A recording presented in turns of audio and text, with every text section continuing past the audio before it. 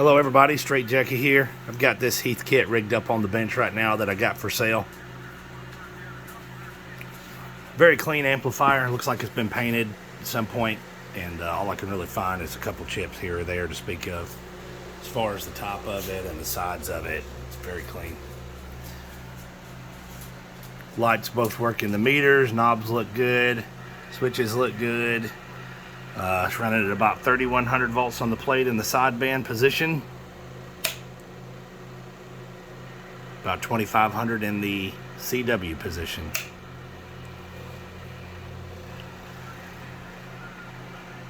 You can hear just an occasional rumbling from the fan. Very minute.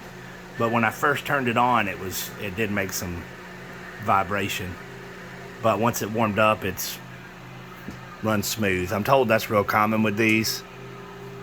I believe it was on maybe about 3 to 5 minutes before it really got super quiet. Before that, it just made a little rattle.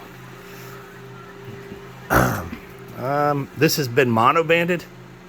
So this is a excuse me, this is a CB amp now.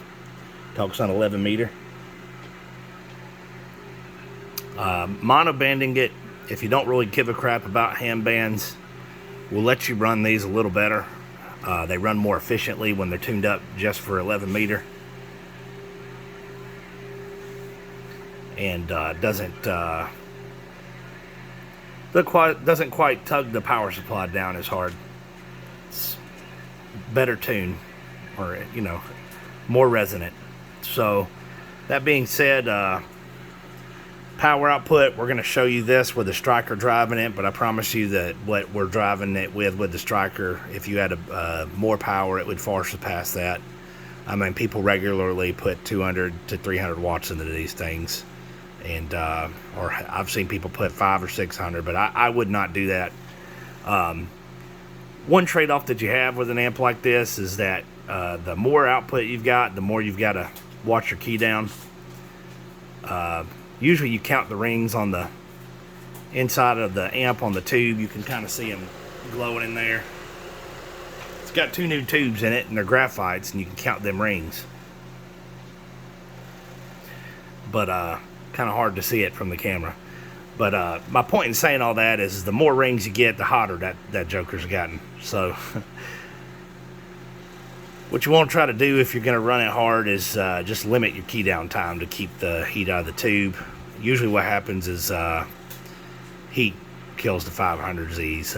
Either the pins melt on the tube from getting so hot, or from having a poor connection to the socket. And you want to try to avoid that. So I tell you all that because if you're knowledgeable on how to use these things, you can run them up to some serious power for short keys for intended purposes. But the way I would run it is maybe around 2,000 to 2,500, on a regular basis. I know some people running them at 3,000 or plus, but you want it to last a long time. So if you do that, just keep in mind, keep the keys short, be careful with it. It should last you a good long time. All right. So I'll show you the way we're running it right now, which is with my striker. Let's go over here to our bird meter. It's a 1,000 watt slug right now. You can see that. And my barefooted striker. Audio. It's about 40 bird. This amp does require a foot switch, but I'll go ahead and hit that. See, we dropped to about 3. Audio. Get down to about 2,800 on the plate. Plate amps, about 0.6, and this is giving us audio 1, 2, 3 straight jacket. Worldwide straight jacket. It seems like that. Yeah, so 500 for some reason. Certain syllables or pitches or tones. Looks like I might get 520, 540.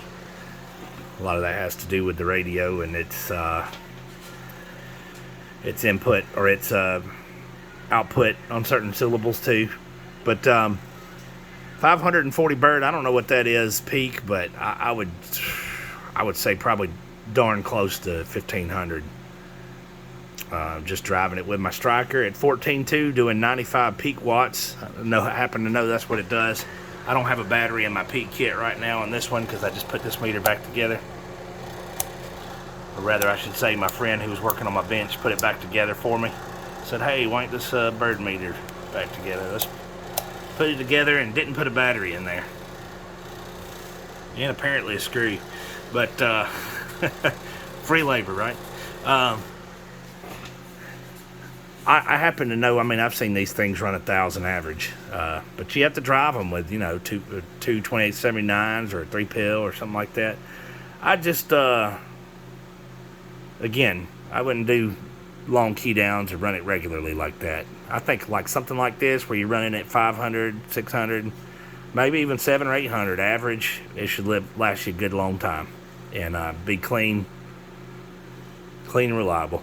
All right. No, carried on a bit much there, but I'd hate to see somebody buy something like this and then run 500 peak into it, get, you know, 3,500 peak or something out, and then blow it up in a few days because they stay on the key or run it like that all the time. If you're interested in this amp, I'm looking for $1,000, being this got $500 in new tubes in it, and it's really clean. I feel like that's a real value. I've gotten more than that in the past, but make somebody a good Christmas holiday special. Nice little update for your CB Shack. All right, 73s. Happy holidays, everybody, and thanks for tuning in. $1,000 Heathkit 220. First come, first serve. I'll see you.